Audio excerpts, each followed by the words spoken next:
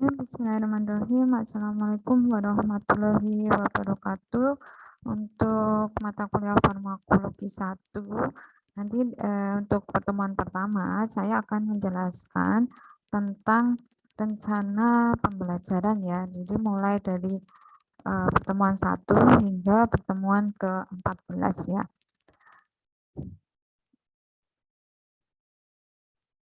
Nah, langsung saja untuk deskripsi mata kuliah dari farmakologi 1. Jadi mata kuliah farmakologi 1 itu membicarakan pokok bahasan mengenai aksi-aksi obat dalam sistem pernafasan, sistem pencernaan, sistem kardiovaskular, dan ginjal. Kemudian ada juga sistem endokrin, kemudian obat imunomodulasi, sistem darah, hormon, dan antagonis hormon serta vitamin ya. Nah, berbeda dengan farmakologi dasar ya. Nah, kalau dulu farmakologi dasar itu kalian mempelajari tentang obat-obat analgetik, antiinflamasi ya. Nah, obat-obat apa saja yang bekerja atau mempunyai efek sebagai analgetik, antiinflamasi ya. Nah, tetapi nanti di mata kuliah farmakologi 2, nanti kalian mempelajari tentang aksi-aksi obat dalam sistem pernafasan, sistem pencernaan, sistem kardiovaskular, ginjal, sistem endokrin tadi ya. Nah, farmakologi 1, farmakologi dasar, farmakologi 2 nanti ada kaitannya dengan mata kuliah farmakoterapi. Jadi saya harapkan di sini nanti untuk farmakologi 1 kalian bisa mengetahui bagaimana sih mekanisme dari masing-masing obat pada sistem pernafasan tadi ya, maupun sistem pencernaan sampai dengan vitamin. Nah, minimal kalian hafal golongan dari obat-obat sistem pernafasan, sistem pencernaan, sistem kardiovaskuler, ginjal, endokrin, sampai dengan vitamin ya. Nah, untuk kemarin yang di farmakologi dasar, mungkin ada beberapa yang belum hafal ya, obat-obat apa saja sih yang bekerja sebagai analgetik, antipiretik. Nah, silahkan nanti dibuka kembali untuk materi farmakologi dasarnya ya, dilihat lagi atau dihafalkan lagi ya, obat-obat apa saja yang mempunyai khasiat sebagai analgetik, antipiretik, hipnotik, sedatif, histamin ya. Nah, itu silakan dibuka kembali ya. Karena nanti yang farmakologi 1 itu lanjutan dari farmakologi dasar. Nah, itu deskripsi untuk mata kuliah. Kemudian untuk capaian pembelajaran lulusan, jadi untuk capaian pembelajaran lulusan dari mata kuliah farmakologi 1, nah diharapkan kalian bisa berkontribusi dalam peningkatan mutu kehidupan bermasyarakat, berbangsa, bernegara, dan kemajuan peradaban berdasarkan pada Pancasila ya. Itu. Jadi capaian pembelajarannya intinya kalian bisa meningkatkan mutu kehidupan bermasyarakat.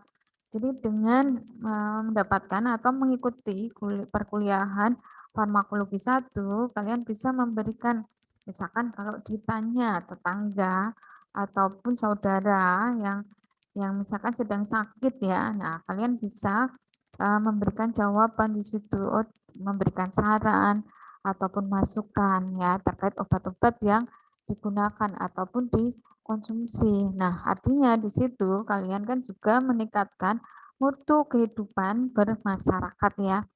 Nah, kemudian untuk pengetahuan, nah pengetahuan di sini diharapkan kalian mampu menjelaskan konsep teoritis, metode aplikasi ilmu terkait farmasi klinis dan komunitas. Nah, artinya secara teoritis ya, kalian paham nih bagaimana mekanisme kerja obat-obat pada sistem pencernaan ataupun kardiovaskuler ya, obat-obat jantung ya, ataupun obat-obat anti hipertensi.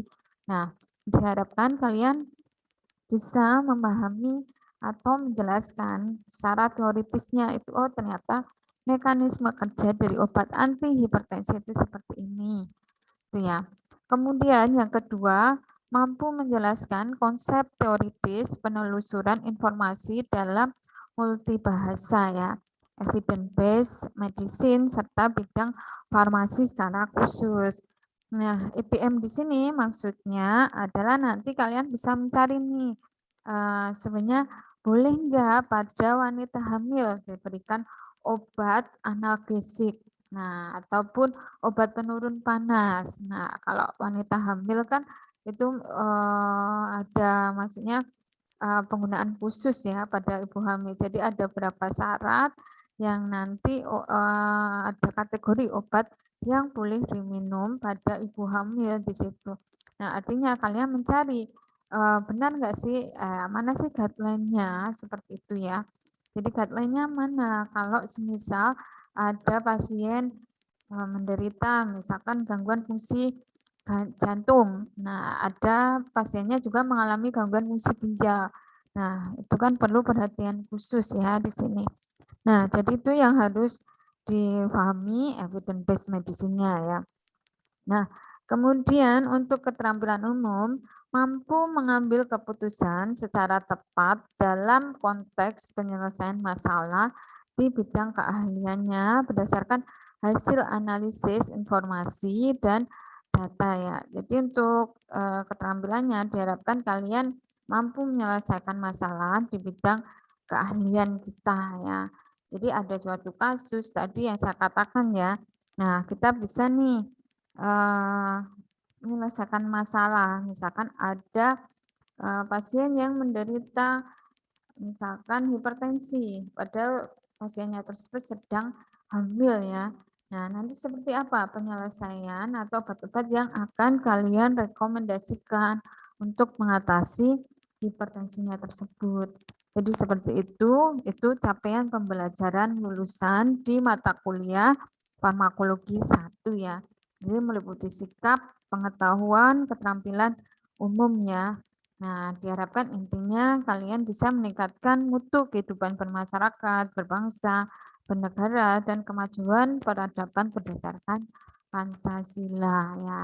Intinya kalian bisa mengetahui, oh ternyata secara teoritisnya seperti ini. Nah, bagaimana menyelesaikan masalah ya yang ada misalkan yang ada pada pasien seperti itu ya. Nah, kemudian untuk capaian pembelajaran mata kuliah. Jadi ada beberapa poin capaian pembelajaran mata kuliah. Yang pertama itu menjelaskan mengenai obat-obat yang mempengaruhi sistem pernafasan, kemudian menjelaskan mengenai obat-obat yang mempengaruhi sistem pencernaan, sistem kardiovaskuler, fungsi ginjal, kemudian sistem endokrin, imunomodulasi, kemudian menjelaskan mengenai obat yang bekerja pada darah dan organ pembentuk darah, kemudian hormon dan antagonis hormon, menjelaskan mengenai vitamin, dan yang terakhir ini menjelaskan senyawa yang mampu mempengaruhi klasifikasi dan pergantian tulang ya. Jadi di sini poin-poinnya nanti silakan dibuka ya. Saya kan ini memberikan misalkan ada dosen yang memberikan materi buka lagi, mungkin karena keterbatasan kami dan perkuliahan itu dilakukan secara online, jadi mungkin ada yang tidak paham, silakan nanti membuka atau bisa bertanya lewat forum ya. Nah, nanti akan saya buka tuh forum, itu juga nanti menjadi salah satu penilaian kami ya. Nah, jadi silakan dipelajari sistem pernafasannya yang seperti apa sebelum dosen itu memberikan perkuliahan. Jadi kalian sudah paham, oh ternyata obat-obat yang mempengaruhi sistem pernafasan itu ternyata obat ini, salbutamol misalkan ya. Salbutamol itu salah satu obat yang mempengaruhi sistem pernafasan atau yang bekerja pada sistem pernafasan. Itu kalian buka lagi ya, atau dibuka catatannya yang misalkan dicari literaturnya apa sih sebenarnya sistem pernafasan atau obat-obat yang bekerja pada sistem pernafasan, literaturnya apa, katanya dengan ISPA kan, infeksi saluran pernafasan biasanya. Jadi nanti ada kaitannya di situ. Nah, itu untuk capaian pembelajaran mata kuliah. Nah, untuk ketentuan mengikuti perkuliahan, jadi untuk pertemuan pertama yang hari ini, kontrak atau rancangan pembelajaran. Jadi saya menyampaikan kontrak atau rancangan pembelajaran hari ini, kemudian nanti akan saya berikan sedikit pendahuluan ya terkait dengan mata kuliah farmakologi 1.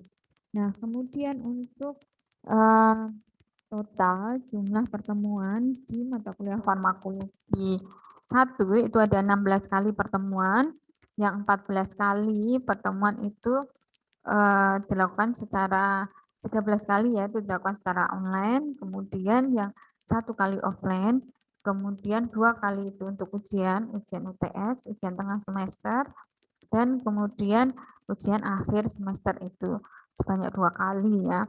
Nah, kemudian untuk pertemuan 1 sampai 7, nah dan 9 sampai 14. Nah, pertemuan 8 di sini kan untuk ujian tengah semester ya. Nah, itu pertemuan 8, makanya tidak saya cantumkan di pertemuan ini ya, online atau offline-nya. Nah, untuk pertemuan 1 sampai 7 dan 9 sampai 14 dilakukan secara online ya. Nah, nanti ada 1 kali pertemuan tatap muka langsung atau secara offline itu pada pertemuan ke-15. Nah, untuk waktu pertemuannya itu sebanyak 50 menit ya. Nah, jadi nanti di pertemuan 15 nanti saya yang akan menyampaikan secara offline ya. Nah, untuk pertemuan 1 sampai 7, 9 sampai 14 itu secara online, pertemuan 8 itu untuk ujian tengah semester, kemudian pertemuan ke-16 itu untuk ujian akhir semester ya. Nah, untuk ujian akhir semester untuk metode atau bentuk soalnya nanti bisa kalian lihat ya di RPP secara ininya ya, secara detailnya, materinya apa, kemudian apa namanya, bentuk soalnya seperti apa, seperti pilihan ganda atau soal esai ya. Nah, ini jadi untuk mata kuliah farmakologi 1 itu juga terdapat tugas kelompok ya, mandiri dan kuis. Jadi nanti untuk penilaiannya itu ada tugas. Tugasnya tidak hanya tugas mandiri tetapi juga ada tugas kelompok ya. Nah, kemudian ada kuis. Nah, silakan nanti rajin-rajin cek Sekalsa ya. Jadi tidak usah diperintahkan oleh dosen, kalian cek Sekalsa ada kuis atau enggak, kapan waktunya dibuka kuis tersebut. Jangan langsung WA dosennya, tapi cek Sekalsanya, waktunya kapan sih sebenarnya. Nah, itu. Kemudian untuk tugas, jadi untuk tugas nanti dikumpulkan 1 minggu setelah perkuliahan ya. Jadi misalkan di pertemuan 2 itu ada tugas ya. Nah, saya baru memberikan atau baru mengupload materi hari ini. Nah, artinya itu tugasnya dikumpulkan besok minggu depan. Ini kan hari Selasa ya. Nah, tugasnya hari Selasa tanggal 21. Nah, nanti untuk tugasnya dikumpulkan pada tanggal 28 September hari Selasa. Ya, setelah materi itu diupload. Jadi untuk tugasnya nanti misalkan di Sekalsa masih belum dirubah, silakan koordinatornya menghubungi. Oh, ternyata misalkan Bu Pepi, misalkan baru memberikan materi di hari keberapa, tapi di Sekalsa itu untuk waktu pengumpulannya tidak sesuai dengan pemberian materi oleh si dosen. Silahkan nanti menghubungi koordinator. Nah, saya di sini ya koordinatornya untuk farmakologi 1. Jadi silakan menghubungi saya selaku koordinator mata kuliah farmakologi 1 ya. Oh, ternyata tidak sesuai ya, seperti itu. Nah, kemudian menggunakan metode pembelajaran student team shape division ya.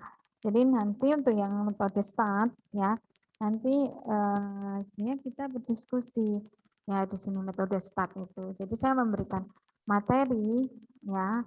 Nah, kalian mendengarkan, kemudian semisal ada hal-hal yang kurang dipahami, kalian langsung menanyakan ke dosen atau di akhir ketika saya sudah selesai memberikan perkuliahan, kalian chat di forum, silakan diisi. Nah, mana hal-hal atau mana materi yang tidak paham. Nah, di situ nanti akan saya memberikan jawaban di situ ya, seperti apa. Nah, kemudian ada SDL, Self-Directed Learning. Nah, kalian mendengarkan terlebih dahulu ya. Kemudian ada Small Group Diskusi.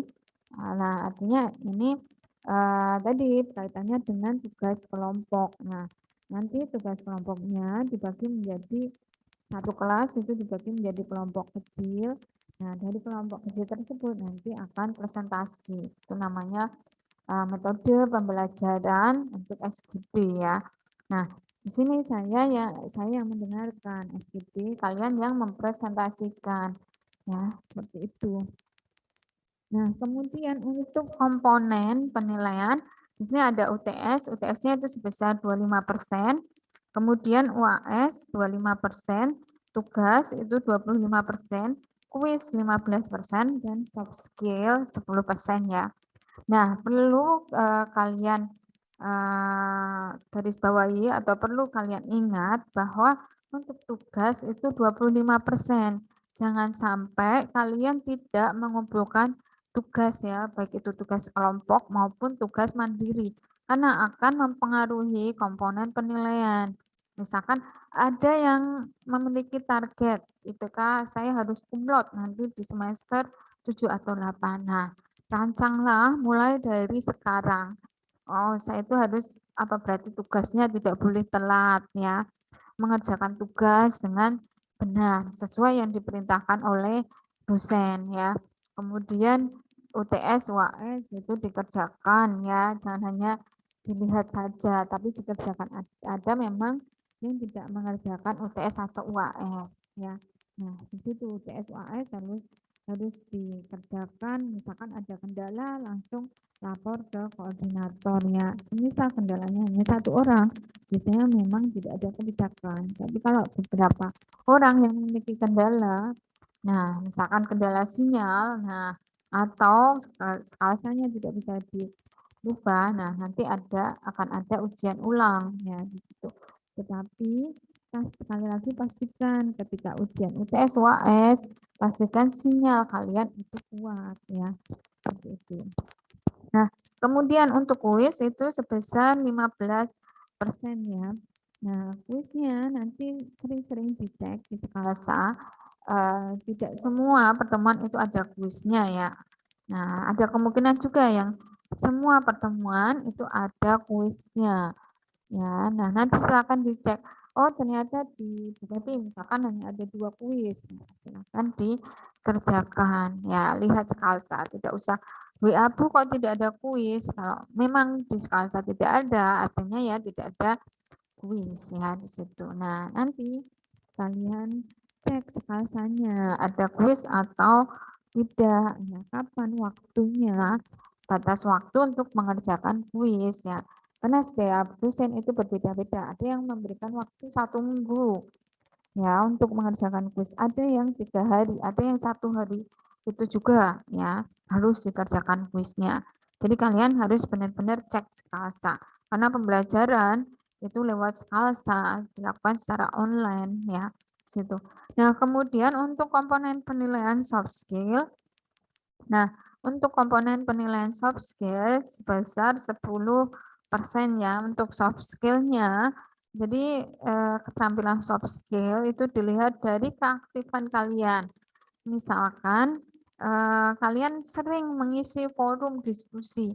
Nah, nanti di soft skill kalian nanti juga akan bagus ya. Atau di kehadiran.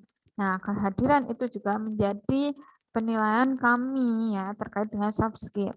Jadi ada 2 penilaian di soft skill, forum sama kehadiran ya. Nah, karena di sini kan kita perkuliahan secara online, jadi soft skill kalau saya melihat dari forum diskusi dan tadi kehadiran. Misalkan banyak yang tidak absen nih, ya masuk misalkan dari pertemuan 1 sampai 14. Oh, ternyata absennya jarang absen. Ya, nah, nanti untuk soft skill-nya akan kecil nilainya.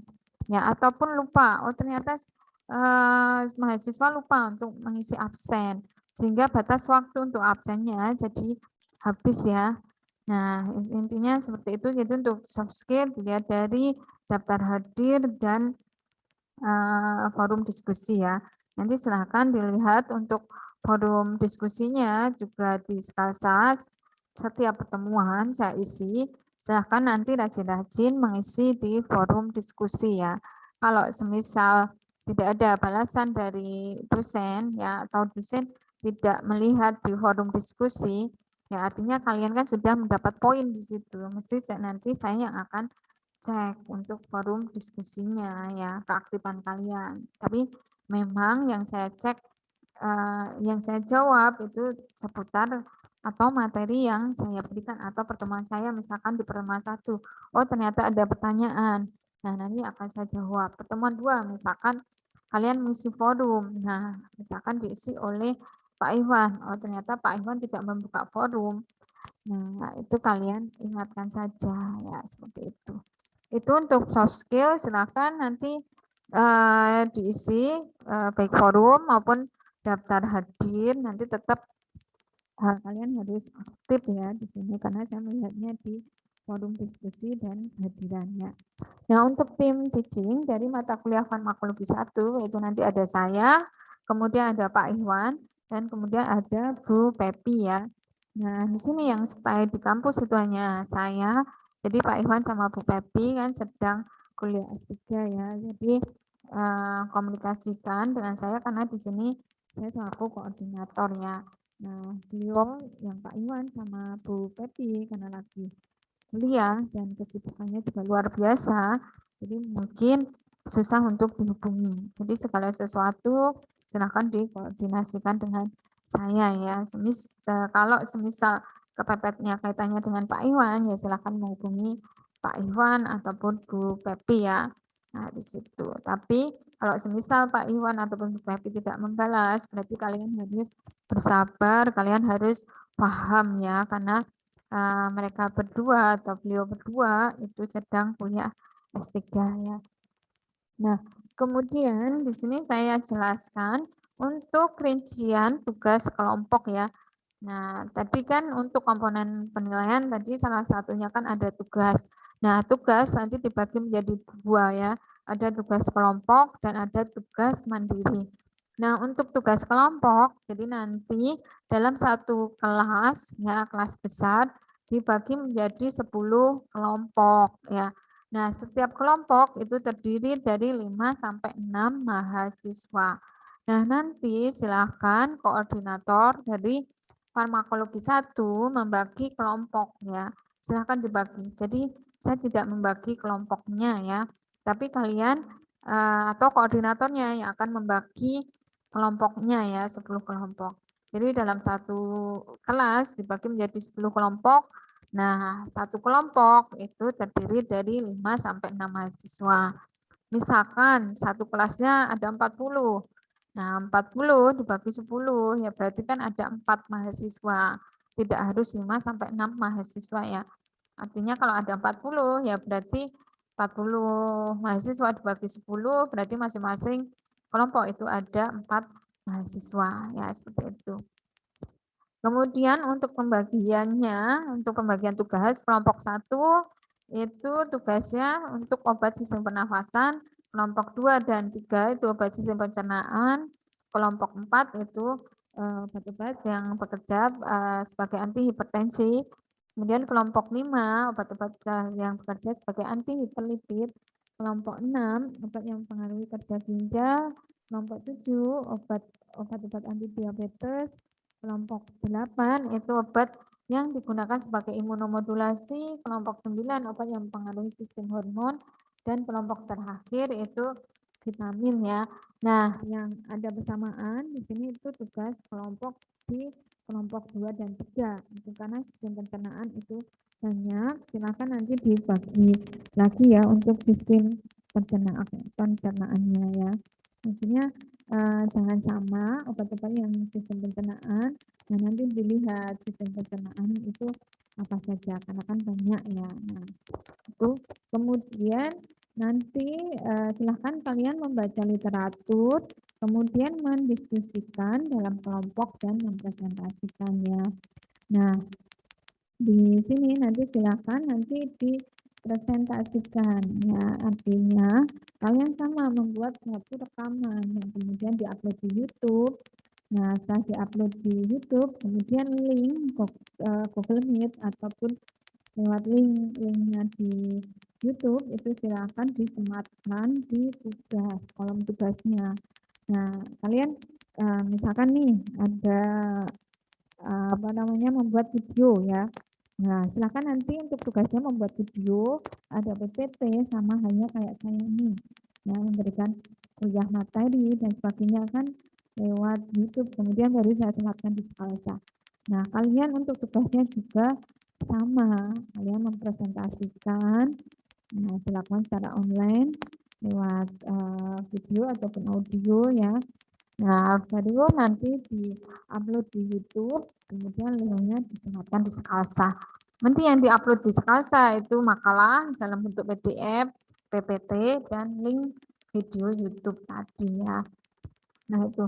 Kemudian setiap kelompok membuat makalah lengkap ya. Untuk pustaka minimal 2 buku dan internet ya. Jadi ada pustaka yang saya harapkan di sini itu minimal ada 2 buku dan internet, maksudnya ada internet yang kan ada literatur yang dari internet, silahkan bisa digunakan, tetapi jangan copy paste dari internet ya, nanti akan ketahuan. Nah, nanti yang akan mengurangi penilaian ya. Silahkan nanti minimal ada 2 buku, nanti akan saya cek di daftar pustakanya ya. Dan kemudian untuk syarat makalah itu minimal 20 halaman ya. Jangan sampai membuat makalah itu hanya 5 halaman. Kalau 5 halaman itu namanya bukan makalah ya. Nah, itu untuk tugasnya. Jadi sekali lagi saya ulangi, untuk tugas kelompok dalam satu kelas besar dibagi menjadi 10 kelompok.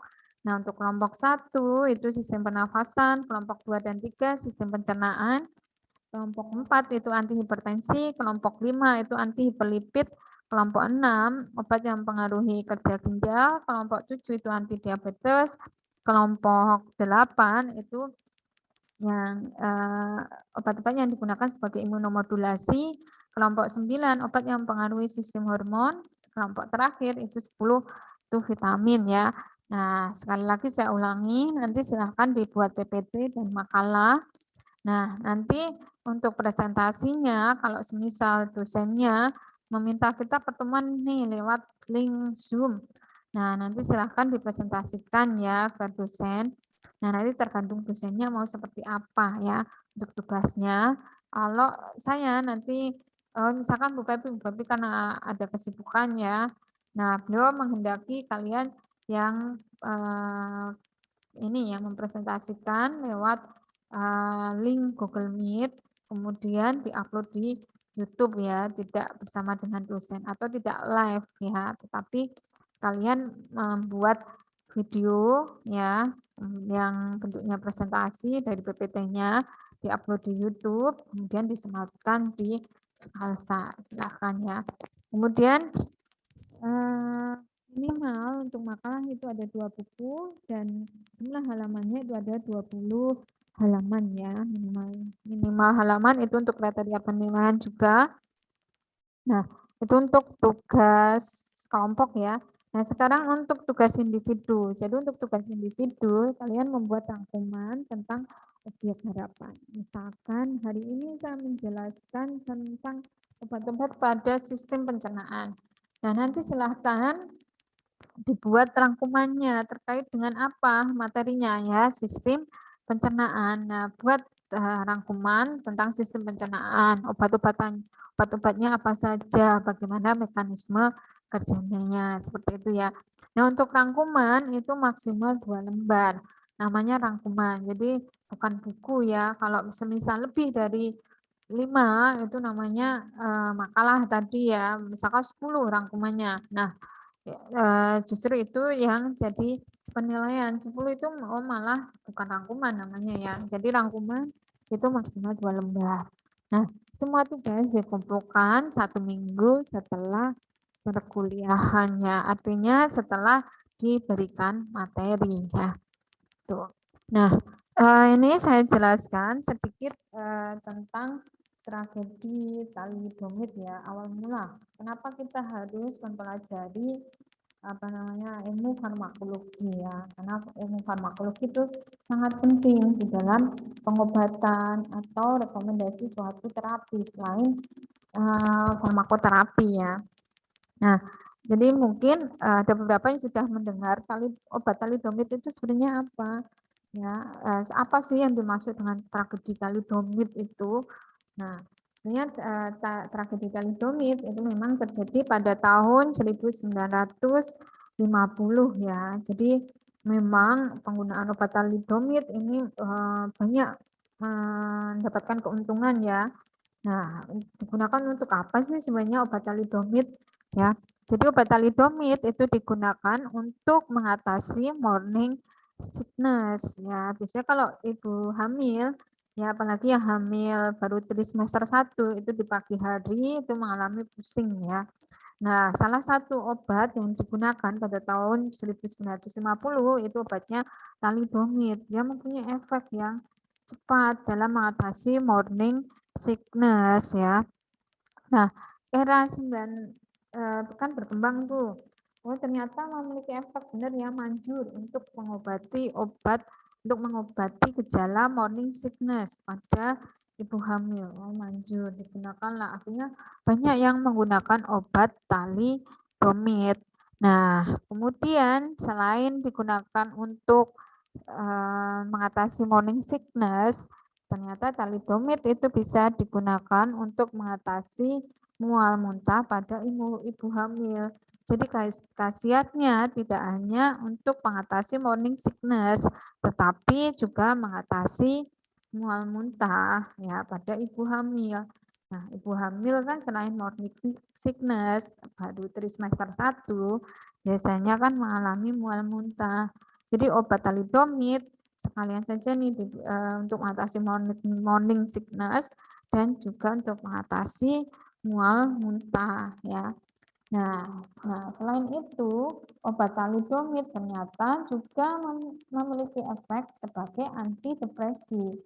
Nah, dan diinfokan nih bahwa obat talidomid itu istilahnya kayak obat jiwa karena bisa digunakan untuk mengatasi mual, sebagai antidepresi, untuk mengatasi morning sickness tadi ya. Dan diinfokan juga bahwa obat talidomid itu sangat aman untuk semua orang, termasuk ibu dan anak, bahkan saat kehamilan.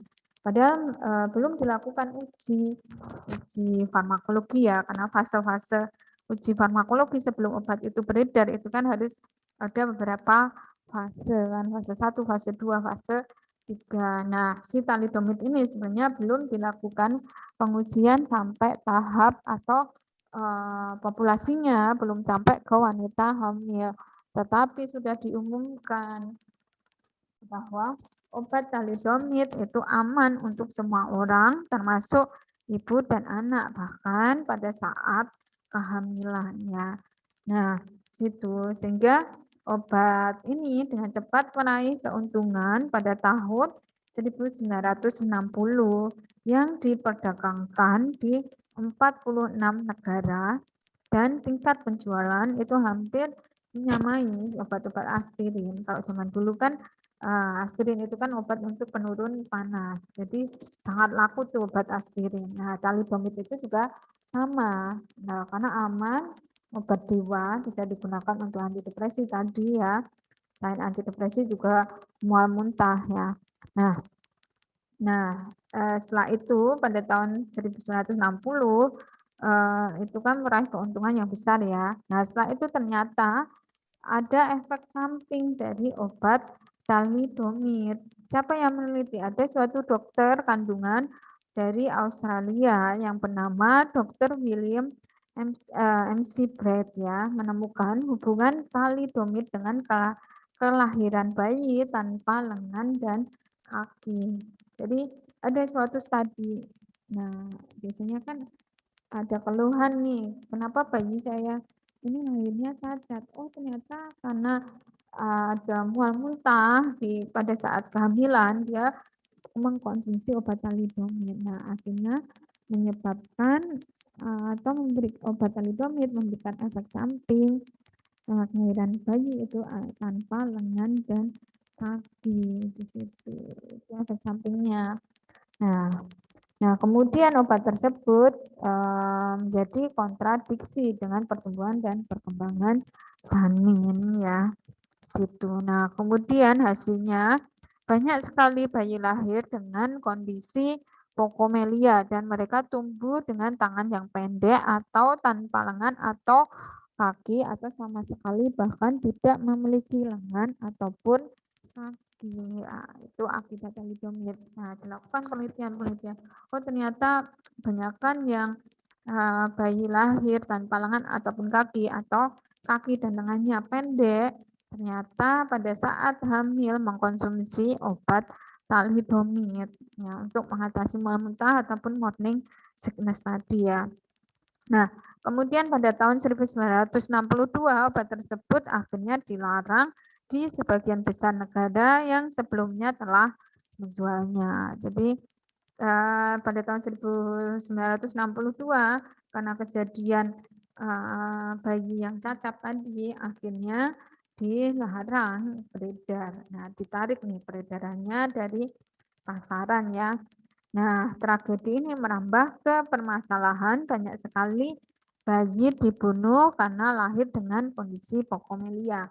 Artinya tanpa lengan atau lengannya pendek ataupun kakinya pendek. Nah, akhirnya seperti itu. Banyak orang tua yang tidak menginginkan bayinya akibat penggunaan obat thalidomid tadi. Seperti itu. Jadi itu termasuk tragedi thalidomid pada tahun 1950 karena zaman dulu itu belum dilakukan pengujian atau keamanan obat ya.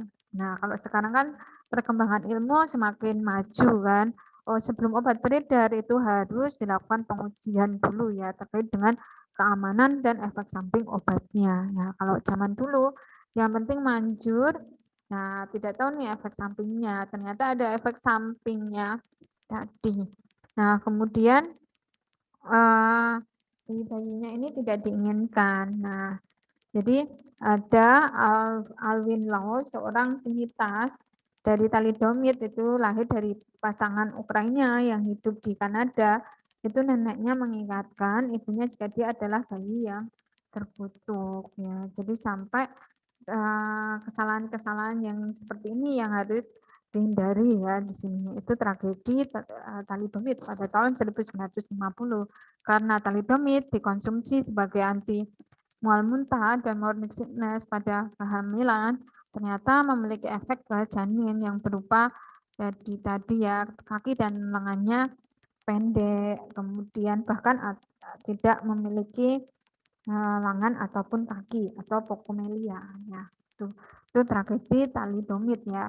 Nah, kemudian untuk farmakologi, saya itu kan berkembang tuh ilmu farmakologi ya. Nah, farmakologi sendiri itu berasal dari bahasa Yunani yang berasal dari kata farmakon dan logos ya.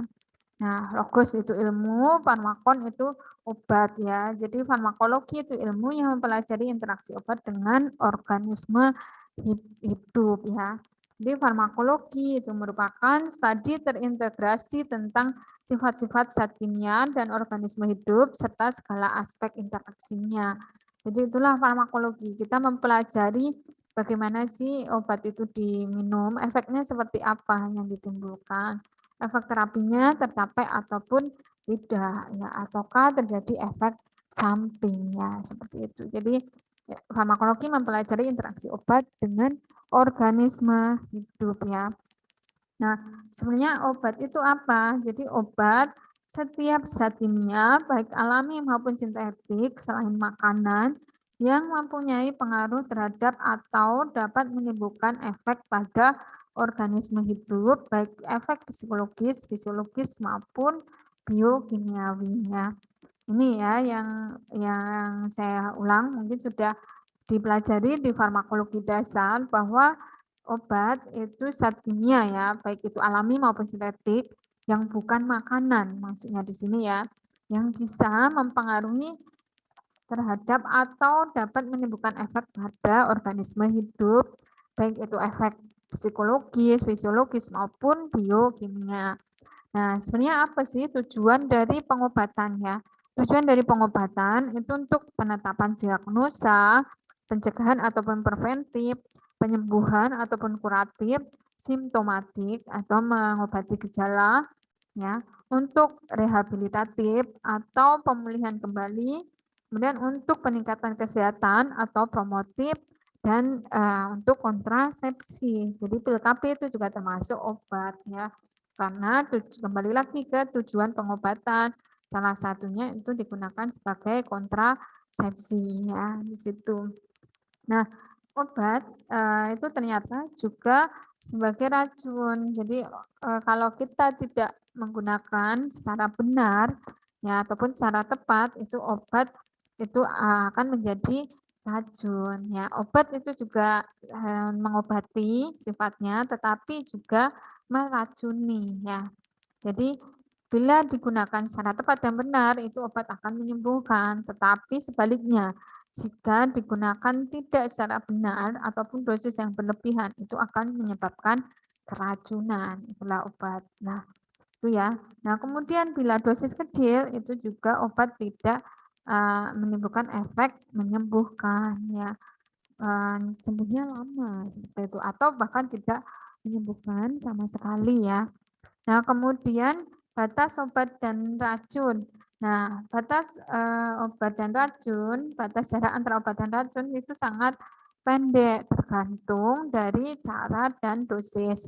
Kemudian aksi dan efek setiap obat pada tubuh manusia itu juga berbeda-beda. Misalkan A itu diberikan obat paracetamol dengan dosis 500 mg. Dia berefek nih, tetapi belum tentu yang B dikasih obat paracetamol dengan dosis yang sama itu akan menimbulkan efek sama, menurunkan panas seperti itu ya. Jadi belum tentu setiap orang diberikan dosis yang sama akan memberikan efek yang sama juga. Makanya aksi dan efek setiap obat pada tubuh manusia itu berbeda-beda ya. Nah, ini sumber-sumber obat. Jadi ada beberapa sumber-sumber obat dari tumbuhan, dari hewan, mineral, ataupun mikroorganisme ya. Kalau dari tumbuhan, contohnya ada quinin digitalis ya. Yang ini kalau tumbuhan kan sekarang banyak ya yang digunakan sebagai pengobatan. Misalkan farmakologi itu kan membuat ekstrak, misalkan ekstrak. Nah, ternyata ekstrak daun salam itu ternyata memiliki efek dalam menurunkan tekanan darah, atau seledri aja. Seledri itu ternyata memiliki efek dalam menurunkan tekanan darah. Nah, dibuat suatu formula ya menjadi obat. Itu kan berasal dari tumbuhan ya. Contoh sumber-sumber obat yang berasal dari tumbuhan itu ada quinin digitalis ya. Kemudian dari hewan itu contohnya insulin. Ya, insulin itu merupakan dari hewan ya. Nah, kalau gosipnya itu berasal dari babi ya. Nah, tapi belum tahu juga asal mulanya. Tapi yang jelas insulin itu terbuat dari hewan ya, sumber obatnya. Kemudian mineral itu contoh obatnya ada kaolin sama karbon. Yang mikroorganisme contohnya antibiotik ya. Antibiotik, antivirus itu berasal dari mikroorganisme itu sendiri ya. Karena namanya antibiotik ya, antibiotik ya, membuat suatu obat ya dari menginaktivasi dari bakterinya itu sendiri ya. Dibuat nih supaya kita kebal terhadap bakteri tersebut. Nah, itu kemudian untuk fase perjalanan obat. Jadi ada 3 fase perjalanan obat, ada fase biofarmasetik, fase farmakokinetik, dan ada fase farmakodinamik ya. Yang dulu dipelajari di farmakologi dasar ya kalau nggak salah. Jadi silahkan nanti dibuka kembali untuk fase farmasetik itu ya seperti apa. Jadi sebelum obat masuk ke dalam tubuh, itu kan akan direaksikan terlebih dahulu kan. Ada nggak reaksi misalkan kalau dicampur dengan infus, itu akan menimbulkan perubahan warna ataupun tidak ya. Nah, di situ itu namanya fase biofarmaseutik. Kalau menimbulkan perubahan warna, berarti ya tidak boleh dicampur dengan obat yang lain, infus, interaksinya ya. Kemudian kalau fase farmakokinetik itu kaitannya dengan atma, absorpsi, distribusi, metabolisme, dan ekspresi. Kalau fase farmakodinamik itu tingkat reseptor atau tingkat aksi obatnya ya. Itu. Nah, kemudian apa saja yang sudah dipelajari di mata kuliah farmakologi dasar ya? Sebenarnya apa yang sudah kalian pelajari di mata kuliah farmakologi dasar? Nah, golongan obat apa yang sudah kalian hafalkan? Kemarin kan ada beberapa materi ini, analgetik, antipiretik, antiinflamasi, antihistamin, anestesi, hipnotik, sedatif. Nah, silahkan dibuka kembali catatannya. Obat-obat apa saja yang memiliki efek sebagai analgetik? Analgetik itu pereda nyeri, antipiretik itu penurun panas, antiinflamasi itu peradangan, antihistamin itu apa? Sebagai anti alergi, ya anestesi itu obat-obat yang menghilangkan kesadaran. Nah, hipnotik, sedatif, nah obat-obat yang mengganggu kesadaran juga ya. Nah, yang dimaksud hipnotik itu yang seperti apa, yang sedatif itu seperti apa? Silahkan dipelajari obatnya apa saja. Misalkan contoh analgetik. Nah, contoh analgetik itu kan ada obat-obat golongan NSAID. Contohnya ada asam mefenamat, natrium diklofenak ya. Nah, itu anti nyeri. Kemudian yang antipiretik, contohnya ya obat paracetamol. Pada paracetamol ini memiliki efek sebagai analgetik dan antipiretik. Artinya paracetamol juga bisa digunakan sebagai analgetik dan juga antipiretik. Di sini ya. Kalian tidak salah menyebutkan bahwa paracetamol digunakan sebagai analgetik. Ya, seperti itu karena memiliki dua kerja obat, analgetik dan antipiretik ya. Nah, itu mungkin dari saya. Silakan untuk catatannya yang golongan obat, mekanismenya dicatat kembali, dibuka kembali, difahami kembali. Obat-obat analgetik, antipiretik, antiinflamasi, antihistamin, anestesi, hipnotis sedatif, silakan dibuka kembali ya, obat-obatnya apa saja sih sebenarnya, mekanisme kerjanya apa. Karena farmakologi 1 itu lanjutan dari farmakologi dasar. Nah, kalau kalian misalkan farmakologi dasar aja tidak paham, nah nanti yang farmakologi 1 nanti akan keteteran seperti itu. Karena kita lebih mendalam untuk farmakologi 1, lebih ke sistem organ ya, kayak pencernaan tadi ya, kemudian kardiovaskuler dan ginjal dan sebagainya ya. Nah, dibuka kembali untuk materi farmakologi dasarnya ya. Ya, mungkin itu dari saya. Silahkan jika ada yang ingin ditanyakan, boleh lewat forum ya di Skalsa. Nah, chat saya di Skalsa ya. Silahkan saya akhiri dulu. Mohon maaf jika ada salah kata ya. Assalamualaikum warahmatullahi wabarakatuh.